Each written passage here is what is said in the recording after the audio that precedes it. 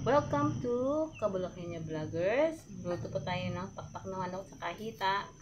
Yun, meron ako natirang manok sa rep. Lutuin na natin para hindi masayang.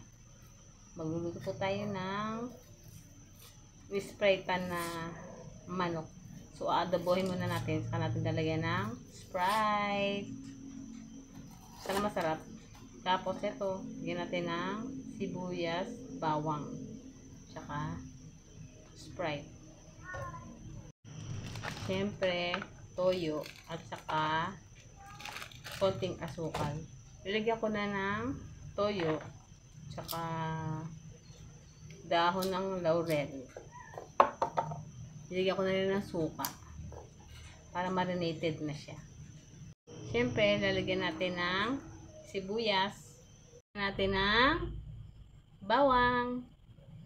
So, ipakita na natin kung ano sa itsura ng niluluto natin. Yan na po siya. Papalambutin ko ng papel para masarap kainin. Ito na po yung Sprite. Lalagay na po natin. Lalahatin ko na para malambot na malambot yung manok.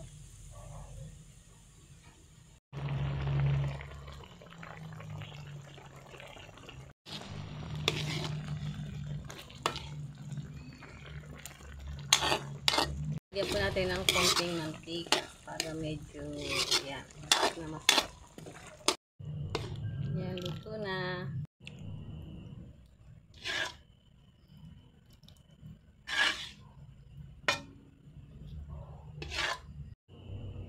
Oh, luto na. Hops, and diet.